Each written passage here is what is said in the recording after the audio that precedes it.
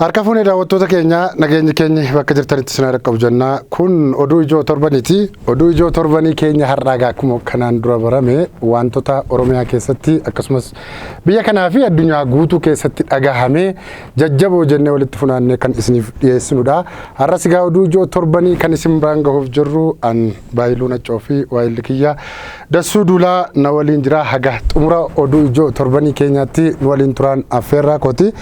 Meegaa Dassuu kan oduu ijoo jalqabaa jennu mee an daawwattoota keenya biraan ga'eeni itti aansuun gara tooraan waan har'a qabanne daawwattoota keenya biraan haa geenyu.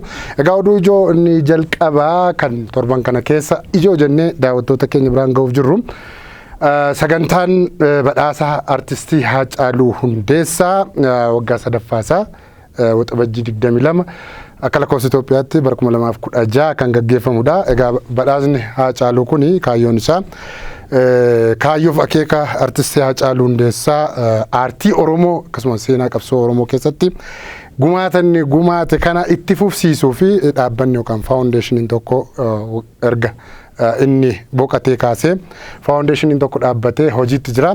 Faawundeeshinichi egaa akaakuuwwan hojii adda addaa hojjetaa. Haa ta'uuti isaan keessaa gama aartiin keessumaa gama aartiin hojiileen artistii Haacaaluu Hundeessaa jalqabe kan akkatti fufiinsa taasisuu fi badhaasa artistii Haacaaluu Hundeessaa yookaan ammoo Haacaaluu Hundeessaa Awwaard kan jedhu dhaabbateetu ture waggaa sadaffaa isaati. Egaa bara darbes bara achaan keessas waan kana itti fufsiisuuf koreen dhaabbatee akka faawundeeshinittis dhaabbatee hojiilee adda addaa qabsoo aartii keessatti namoota gumaata guddaa kaffalan yookaan immoo gatii kaffalaniif badhaasni maqaa artistii Haacaaluu Hundeessaan adeemsifamaati ture. Baranas immoo gaa faawundeeshiniin artistii Haacaaluu Hundeessaa kun torban kana keessa ibsa miidiyaaf kenneeni akaakuuwwan sagal gosa aartii akaakuuwwan sagalii olii fi badhaasa qopheessuusaa walitti qabduun yookaan immoo boordiin faawundeeshinii artistii Haacaaluu Hundeessaa torban kana keessa ibsa miidiyaaleef kennaniin himaniiru. Kaayyoosa akkuma silasii kaasedhaa kaayyoo Haacaaluun itti kufe fiixaan baasuu yookaan immoo galmaan ga'uuf kan akeekedha. Isaan keessatti akkaataan itti gosoota aartii sirboota sirba qopheessuu qindeessuu fi walaloowwan adda addaallee ogbarruu keessatti namoota qooda qaban kan dorgomsiise badhaasa kennudha. Awaardiin kun yookaan immoo badhaasni artistii Haacaaluu Hundeessaa kuni akaakuuwwan sagalii olitu baranas qophaa'eera. Isaan keessa akkaataatti filataman tokko sagalee uummataa kennuudhaani. Lammaffaa garuu ogeeyyii aartii dhimmichi ilaallatuun akka filaman ta'u adde Faantuu Damsee walitti qabduun boordii faawundeeshinii artistii Haacaaluu Hundeessaa torban kana keessa ibsa miidiyaaf kennaniin egaa beeksisaniiti jiru. Egaa waggaan akka adeemsifamu dhimmi kun akka hin dhaabban inumaayyuu faawundeeshinii kanas immoo hawaasni Oromoo bakkoota adda addaa jiran akka utubusi torban kana keessa ibsa miidiyaaf kennaniin himaniiru adde Faantuun. Egaa kun oduu ijoo kan jalqaba jennee daawwattoota keenya biraan ga'uuf jirudha. Meeqa itti aanu daawwattoota keenya biraan galle. Tole galatoomii Baaluu dhugaadha. Haacaaluun gaggeeffamee waggaa 4 fixuuf deema. Haacaaluun weellisaa aartistii qofa miti. Haacaaluun qabsaa mirga namaa miti. Qabsaa Oromoo cimaadha. Kanaaf kana isa yaadachuudhaaf waan xinnoodha kan Haacaaluuf ta'uu qabu silaa yaadannoo faawundeeshiniin kun maatiinsaaf deeggartoonni isaa kan hundeessan kun silaa akka Oromootti akka biyyaatti yoo Haacaaluudhaaf waan guddaa kan godhamuu qabu ture. Egaa akkuma jettee jalqaba gaariidha. Ammaa fi kabira oduuwwan torbee kana keessa karaa ONN gurra hawaasa keenya hordoftoota dhaggeeffattoota keenya tingeenye keessaa tokko immoo Civil Service Commissioning Civil Service Itoophiyaa waajjira federaalaa ministeerota jechuudha. Ministeerota federaalaa Itoophiyaa keessatti sabaaf sablammoonni keessattuu sablammoonni 17 ta'an nama tokkoyyuu achi keessaa hin qabanii kan jedhudha kan inni gabaafame tokko ture.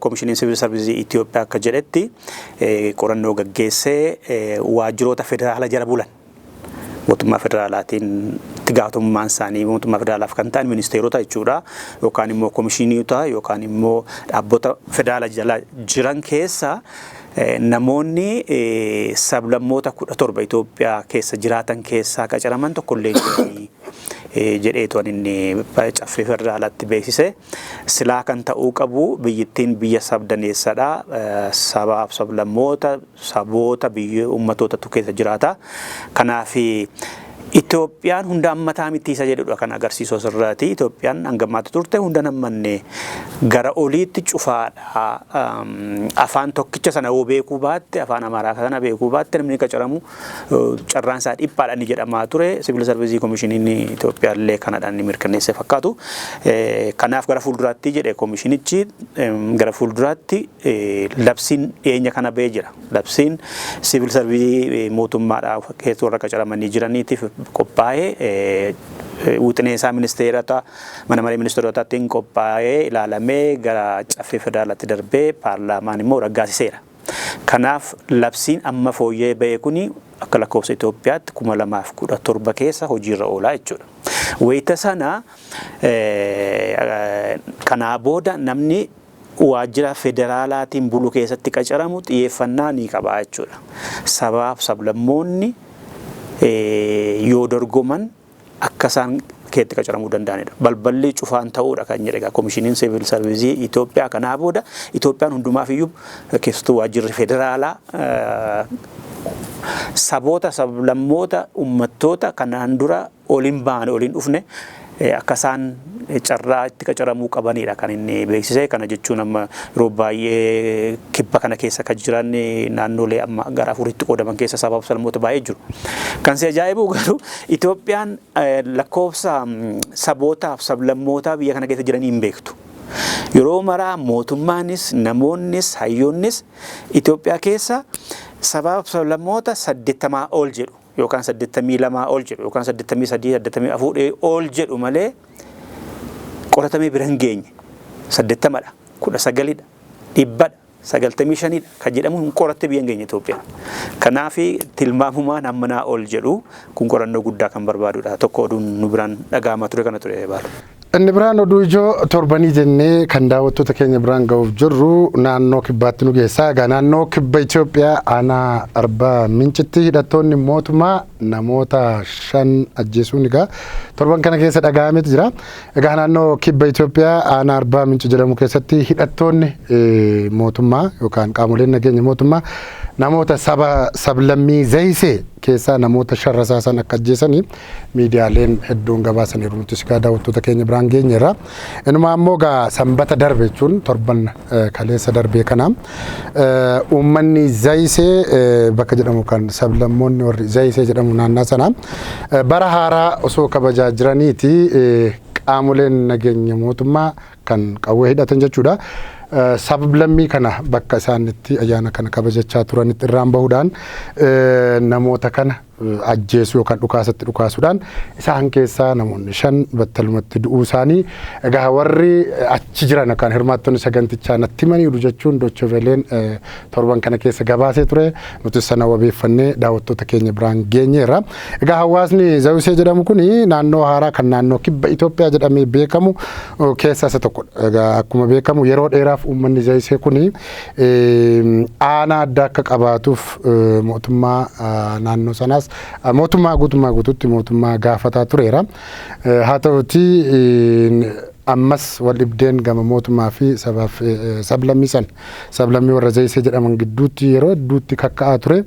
Egaa bakka hawaasni jirutti mootummaan yookaan qaamoleen nageenyaa itti dhukaasuudhaan lubbuu namoota kanaa galaafateera. Tariigaa haalli achi jiru maali? Ka'umsi sababa sanaa maali? Kan jedhu ifatti baramuu baatus tarii kanuma dura mootummaa fi sablammiin Zayisee kuni dugda garaa olitti ta'anii kan waliin jiraachaa turan fakkaata. Kanaan dura gaaffii dhimma aanaa ta'uu wal qabatee gaaffilee gaafatamaniif karaa sirrii yookaan karaa nagaan gaaffiin isaanii aga ammaatti hin deebine. Haa ta'u malee naannoon haaraa kibba Itoophiyaa jedhamu kun gaaffii uummata kanaaf deebii osoo hin kenninidha kan inni tureeru. Aanaa naannoo Arbaa Minch jalatti akka isaan bulanidha kan mootummaan dirqisiiseeru. Kun egaa oduu ijoo torbanii jennee daawwattoota keenya biraan. Dhugaadhaa asirratti mootummaan kan inni deebii kennes fi kan haalillee dhaga'amne jechuudha warra kana godhanis seeratti dhiyeessuu fi sobaaf dhugaasaas gamaa bulchiinsa naannoo haaraa sanarraa dhaga'amee hin jiru. Kabiraammoo torbee kana keessaa kan gurra uummataan geenye waa'ee qormaata biyyoolessaa qormaata naannoo kan kutaa 8 Oromiyaa kennamuu isaati. Biiroon barnoota Oromiyaa akka beeksisetti qormaanni naannoo kan kutaa 8 kan Oromiyaa keessaa akka lakkoofsa Itoophiyaatti waxabajjii 4-5 kennameera jechuudha. Kanaaf akka biirichi jedhetti qormaanni kun kan kenname buufata qormaataa 1424 irrattidha. Barattoonni kutaa 8 Oromiyaa keessaa barana qormaata fudhatan akka biiroon barnoota Oromiyaa beeksisetti lakkoofsaanii 600 fi 72 fi 500 qormaata kutaa 8ffaa qoramaniiru jechuudha. Oduun tokko nutti dhiyeessine keessaa waa'ee kanaati Oromiyaa keessaa. Egaa oduun kan biraa kan cinaa jiru lammiileen Itoophiyaa bidiruutiin deemaa turan tokko Yemen keessattidha. Galaana Yemen irratti namoonni 39 lubbuun darbuun egaa torban kana keessa dhaga'ameera. Miidiyaaleen hedduu gabaasaa turaniiru. Nulleen akka ijootti daawwattoota keenya biraan geenyeeti jira. Dooniin baqattoota gaanfa Afrikaa 260 feetee gara Yemenitti deemaa jirtu tokko sababa bubbeen naannoo sanatti mudateen garagaltee namoonni baay'een lubbuun darbuu nutillee daawwattoota keenya biraan geenyeera. Egaa dhaabbanni godaantota yookaan dhaabbanni baqattoota addunyaa akka beeksisetti dooniin suni kan garagalte gara naannoo Eden irraa gama bahaa bulchiinsa Shaabiyaa bakka jedhamutti akka ta'edha kan inni gabaase. Dooniin namoota 260 feetee deemaa turte suni harki caalaan isaanii lammiilee Itoophiyaa yookaan immoo dhalattoota Itoophiyaa akka ta'an Reuters jaarmiyaa dhaabbata mootummoota gamtoomanii kana wabeeffachuudhaan torban kana keessa baaseeti jira. Egaa kun dassuu yeroo baay'ee lammiileen Itoophiyaa jiruuf jireenya biyya kanaa damdammachuu dadhabuun haala siyaasaa, diinagdee fi akkasumas immoo rakkoo biyya kana keessatti dhalate dhaabbatanii damdammachuu dadhabuudhaan kaan jiruu baqaa kan akka filannootti fudhachuudhaan akkaataa isaaniif danda'ameen lafoo fi qilleensa akkasumas immoo bishaan yookaan galaanarra jiruu baqaaf saaxilamanii yeroo hedduu bakka yaadan sana ta'uu hin gahin kan lubbuun darban hedduudha.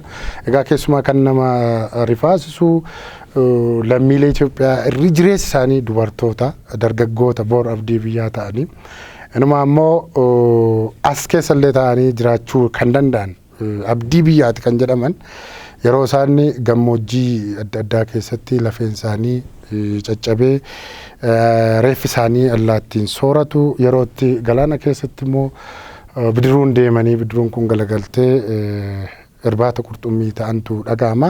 Ammas waan torba kana keessa dhaga'ame tokko isuma kanadha. Irra jireessa lammiileen Itoophiyaa hedduun osoo bidiruu kanaan imalaa jiraniiti lubbuun isaanii darbeeti jira.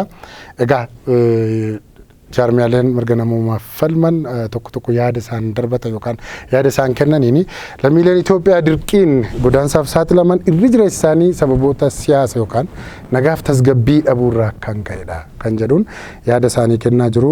Akkuma gaanfa Afrikaattu irra jireessa lammiilee Itoophiyaatu godaansaaf saaxilama. Egaa godaansi kun immoo lubbuu lammiilee nagaa, lubbuu lammiilee bor biyya kana jijjiiran addunyaa kanaafuu biyya nama jajjaboo ta'an galaafateeti jira. Kun tokko takka yeroo taa'amee ilaalamu waan furamuu danda'u yookaan immoo dhibdeen akkasii osoo mudatiin dura qaamni dhimmi ilaallatu mootummaanis ta'e dhaabbileen adda addaa dhimma kanarratti hojjetanii du'aatii yeroo malee akkasii kana hambisuu ni danda'ama ture. Haa ta'uti yeroo baay'ee mootummaanis xiyyeeffannoo guddaatti kennuu dhabuurraa kan ka'e namoonni baay'ee jiruu baqaaf saaxilamanii bakka yaadan sana ta'uu hin gahiin du'aaf saaxilamu. Kun egaa oduu rifaasisaa torban kana keessa daawwattoota keenya biraan geenye. Isa qofayyuu miti baay'ee lo'ammala namoonni kun dhaqanii karaatti gariin isaanii baay'een isaanii erga keessattuu ji'a lama sadii as nama baay'eetu dhuma Jibuutii keessatti qarqara Yemenitti galaana Yemenii fi galaana Jibuutii kan galaana Diimaa irratti jaroonni kun dhuguma akka jette baay'een isaanii Oromoota amma immoo waggaa sadii as immoo baay'een isaanii Tigraayotadha. Kun immoo baay'een sababni isaa maal akka ta'e hundi keenya beeknaa kan gabaafamaa turedha rakkoo nageenyaatiin guddaanii fi rakkoo jireenya fooyyeffachuu dadhabuuti biyya kana keessatti. Haadha qani malee akkuma jette galaana keessatti du'anii kan reeffi argamu muraasa inni kaan qurxummiitu nyaata inni kaan achi buutee dhiba. Warri milkaa'anii akka ta'ettu ta'anii immoo silaa Yemen isaan jiraachisuu dandeessu. Yemen ofiif abbaan qabdu biyya hin qabdu biyya waraanaati. Dhaqaniitu Saawudii galu. Saawudiin immoo seeraan ala seentan jettee midhaatti naqixi. Mootummaan amma erga ji'a lama asii guyyaatti si'a lama sadii xiyyaaraan fe'aa jira namoota kan achi as Saawudii irraa. Warra mana hidhaa keessatti hiraaraman mootummaan Itoophiyaa hojii dippiloomaasii hojjedheen jedhee koreetti hundeessee koreen biyyoolessaa tokko kan seeraan ala Yemenii Saawudii jiru jedhaman lammii biyya kanaa achi as fe'aa jira. Akka isaan biyya keessatti dandamatan silaa gochuu qaba ture dura. Akka isaan dhaqanii karaatti hin rakkanne akka isaan Saawudii seenaniis mana hidhaan galle sababa kan isaan biyyaa baasu sana irratti hojjetee hambisuu qaba ture mootummaan. Erga isaan achi gahanii achittis hidhaa ta'a. Rakkoo erga ta'ee booda achi baasee fiduudhaaf immoo dippiloomaasiidhaan duula godhee baasii guddaatti ramadee xiyyaaraan guyyaatti si'a lama achi as fe'aa jira. Silaa baasii erga baasuun isaan oollee mootummaan achi as fe'uudhaafis maallaqa baasa. Otoo asumatti isaan bisee duruma akkasiin baane godhee gaarii ture. Kabiraan kan nuti hojjenne dhimmi tokko oduun biratti darbe tokko waa'ee waldaa hojjettoota addunyaa walga'iisaa Jenevaatti godhachuuti. As keessatti inni guddaan tokko pirezidantiin waldaalee hojjettoota Itoophiyaa obbo Kaasaawun Foolloo miseensa bulchiinsa olaanaa waldaa hojiiwwan hojjettoota addunyaa ta'aniituuf kan filatamanis torbee kana keessadha. Waldaan sun walga'iisaa torbee kana keessa Jenevaatti taa'ee ture kan addunyaa. Koreen tokko koreen komishinii waldaalee hojjettoota Itoophiyaa irraa bakka bu'ee kan obbo Kaasaawun Foolleetiin durfamee Jenevaa deemanii walga'iirra turaniiru. Walga'ii sana irratti filannoo gaggeeffameen obbo Kaasaawun Foollee miseensa bulchiinsa olaanaa waldaa hojjettoota addunyaa ta'aniitu kan filatamanii. Waldaa sana ta'uun miseensa bulchiinsa olaanaa waldaa hojjettoota addunyaa ta'uun faayidaa qaba. Tokko rakkoo fi gaaffii waldaaleen hojjettoota Itoophiyaa qaban akka deebii argatuuf irratti hojjechuu ni malu. Akka waliigalaattis rakkina addunyaa keessa jiru waldaaleen hojjettootaa kan mootummaas haa ta'u kan dhuunfaas haa ta'u rakkina isaan qabu jedhanirrellee akka isaan wal ta'anii imaammanni akka bahu hoogganaa haaraa akka filatan baajetiin illee akka ramadamu warra taasisanidha jechuudha. Bulchiinsi olaanaa waldaalee hojjettoota addunyaa kun achi keessatti Itoophiyaan galuun ishee gaaffii akka Itoophiyaattis qaban warri waldaaleen hojjettoota Itoophiyaa gaaffii isaanii akka dhaga'amuuf sagalee argachuu ni dandeessisa. Kana wal qabatee waldaaleen hojjettoota Itoophiyaa dhiheenya kana mootummaatti deddeebi'ee gaaffii gaafataa ture beekamaadha. Hiriira nagaa dhiyeessaa ture. Gaaffiin keenya mootummaan dhageettii nuun qabaannee miindaan xiqqishuun miindaan ka'umsaa hojjettoota murtaa'uu mootummaan seeraa haa baasu gaafataa ture. Otoon deebiin kun hin argamiin waan tureef walga'ii godheen yookaan hiriira baheen gaaffii kiyya dhageessifadha na hayyami jennaanis hayyaman dhabeera jedheetu deddeebisee hoggaanni komataa ture dhagaameera komishiniin waldaalee hojjettoota Itoophiyaa. Kabiraammoon inni gaafate mootummaa Itoophiyaatiin seera haaraa waldaaleen hojjettoota addunyaa baaseeru jira. Seera haaraa bahe kana mootummaan Itoophiyaa ofitti fudhatee akka raggaasisu paarlaamaatti hojiirra oolchu kan jedhu gaafataa ture. Yoo mootummaan Itoophiyaa seera haaraa dhimma hojjettoota ilaalchisee bahe kana ofitti fudhatee raggaasisee hojiirra ooluuf dirqama. Hojiirra oolchuudhaaf dirqama. Kanaaf garuu amma yoonaatti naan deebine jedhee falmaa tureera. Komishiniin kun tokko kanuma dhachuudha oduun biyya keessaa nu guddaa har'aa filanne. Ayyee gaagama oduu kan biyya alaa yookaan immoo ollaas haa ta'u oduu jennee jajjaboo yookaan keessaa filannee kan har'a daawwattoota keenya biraan ga'uuf jiru keessaa immoo tokko dhimma wal waraansaa humnoota waraanaa Sudaan kan lamaan bakka lamatti wal qoodanii wal reebaa jiranidha. Egaa dhimma kanaa wal qabatee dirooniin Iraanii fi Emireetota Arabaa Sudaan keessatti garee lamaan wal lolchiisaa akka jiru BBC'n qorannootiin bira gahuudha kan inni hime. Xiyyaara nammaleeyyii Iraanii fi gamtaa Emireetota Arabaa jeneraalota Sudaan wal waraanaa jiraniif akka kennaman qorannoodhaan bira gaheera jechuun BBC'n torban kana keessa qorannoo baaseen ifoomseeti jira. Egaa hariiroon Sudaanii fi Iraan jidduu jiru waggoota 8 haala gaarii keessa kan turre numa beekama.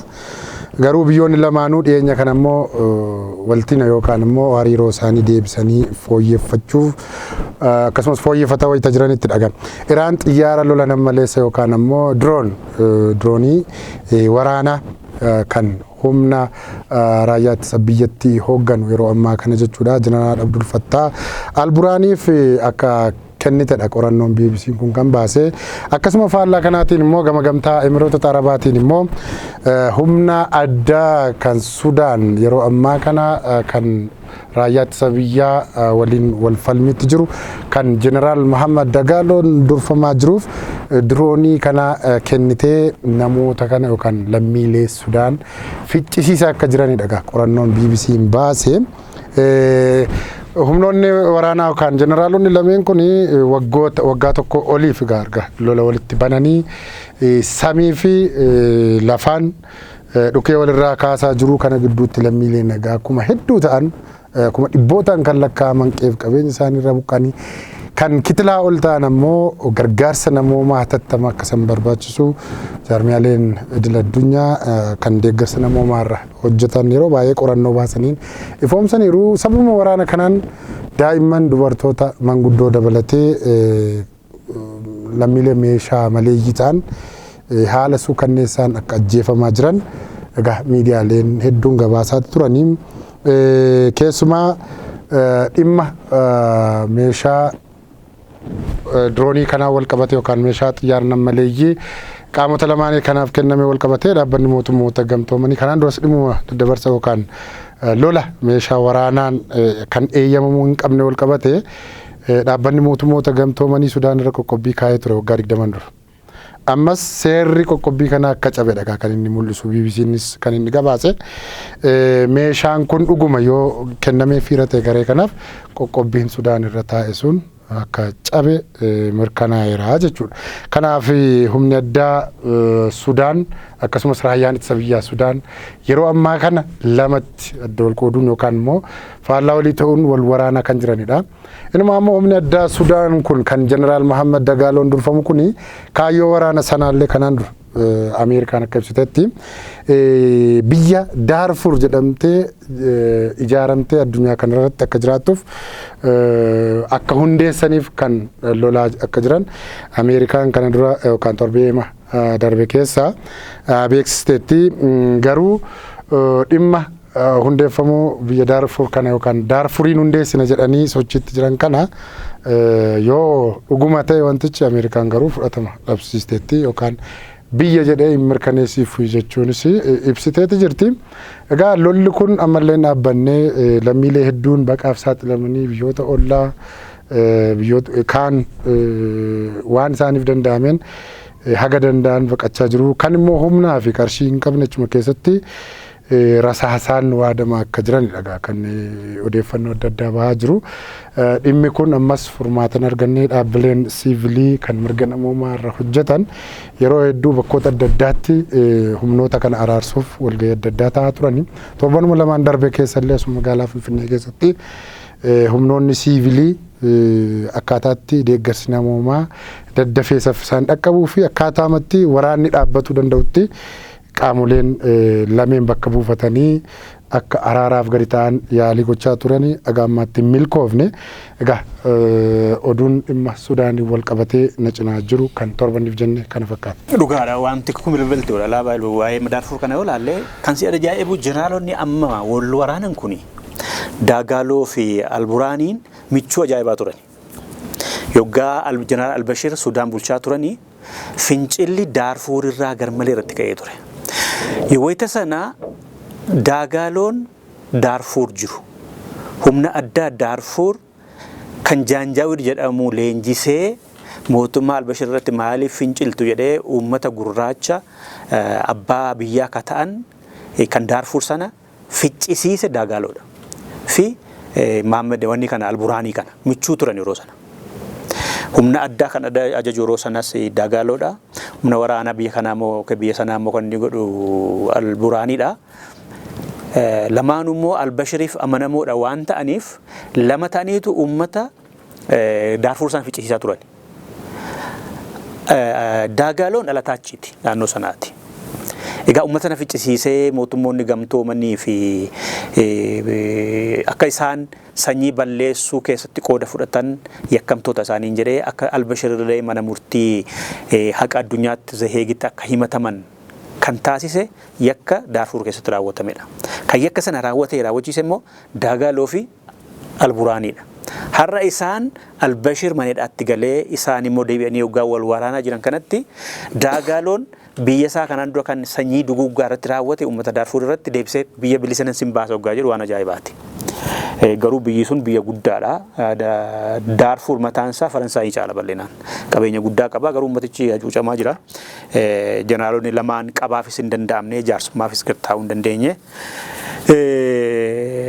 Yuukireen gara Dagaaloo jirti. Raashiyaaf Puutiniin immoo gara Mahammed kana jiru gara Alburaanii jiru. Iraaniin gara Alburaanii jiru. Emireetiin immoo garas jirti. Kanaaf balbala isaanii bananii addunyaaf bananii wal fixaa hojjisiisaa jiru nama gaddisiisa. Jaarsummaaf hin danda'amne. Kanaaf kana fakkaata itti aanee kan nuti asirratti torbee kana keessa hojjenne tokko waa'ee Malaawiiti. Malaawiin kibba baha Afrikaatti biyya argamtudha. Biyya xiqqoo tokko garuu itti aanaa pirezidantii ishee kan turanii namoota 9 dabalatanii magaalaa guddoo biyyattii irraa ka'anii otoo isaan reeffa awwaalcha nama ministeera duraanii ture tokko irratti argamuuf raatoo deemanii xiyyaarri isaan fuutee deemte xiyyaarri helikopterii waraanaa bakki buuteen ishee dhibame guyyaa 2-3 gargaarsa gamtaa Awurooppaa, Ameerikaa fi Israa'el godhanii booda kan reeffi argames torbee kana keessa ture. Xiyyaarri suni akka sababa jedhameetti Reuters achirraa gabaaseetti hurrii ture. Qilleensa hamaa ture haala qilleensa fokkisaa ture.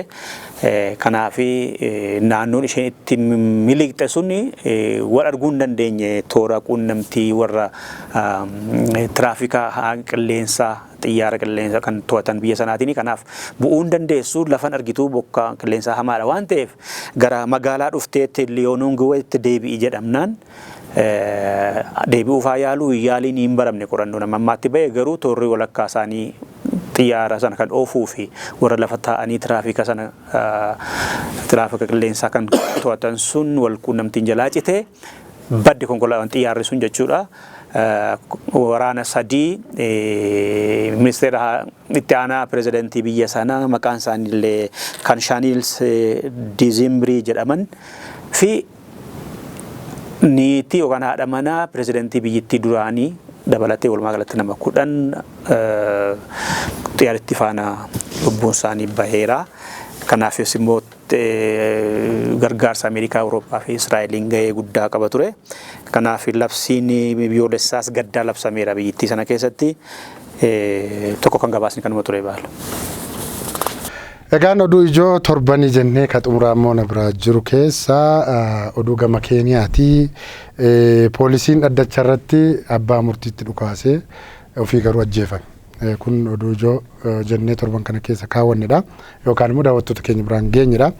Keeniyaa magaalaa Naayiroobii keessatti dhaga poolisii haadha murtii irratti rasaasatti dhukaasee ofiisaa ajjeefameera.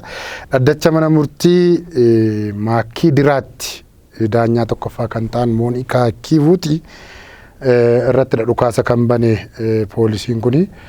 Poolisiin kun ajajaa poolisii Keeniyaa akka turedha kan inni beekamu. Inspektar Saamsoon Kipchirchir Kipruuto jedhama namni ajjeefame kuni. Hoogganaa waajjira poolisii Loondiyaaniiti kan ture namni ajjeefame suni. Egaa poolisiin suni akka inni dhaddacha seenee kan hin beekamne ta'ullee poolisiin biyyaalessa Keeniyaa ibseeti jira. Daanyaa Moonikaa Kiivuutiin kuni Egaa abbaan murtii kuni nama mirga wabii haadha manaa Saamsoon irraa mirga wabii irraa kaasanii yeroo baay'ee himatamtuun kuni mana murtiitti deddeebi'aa akka turtedha. Odeessi kan inni dhufe mana murtiitti deddeebi'aa turte beellama yeroo lama sadiif beellama irratti immoo dhiyaachuu dinnaan mirga wabii kanaan dura hidhamtee turte mirga wabii kennamee fi akka deddeebitee dhimma ishee ilaallatu yookaan akka deddeebitee dhimma ishee hordoftuuf manni murtii ajajatti dabarsee ture. Haa ta'uti ajaja mana murtii kana kabajuu dhabuudhaan himatamtuun kuni irraa addacharraa ni hafti. Addacharraa gati haftee fi mirga wabii irraa kaasu. Abbaan murtii yookaan daanyaan kuni egaa namichi kun maaliif ta'a jechuudhaan inspektarri kun immoo maaliif kun ta'e jechuudhaan dhukaasa itti dhukaasuudhaan tafa isaanii irratti yookaan tafa abbaa murtii kanaa irratti dhukaasee madeesseeti jira. Haa ta'u malee lubbuun hin baane. Haati warraa poolisii daanyaa rasaasaan dha'e sana himatamtee duraan mirgi wabii ishee eegameefii ture. Akkuma nammasii kaasee garuu wabiitiin baateedha kan isheen beellama mana murtiitti akka deddeebituuf eeyyamameefii hin hafte. Sanaan kan ka'e aarii qabuutiin kan ka'e inspektar Saamsoon kun haadha murtii sanatti battalatti itti dhukaase.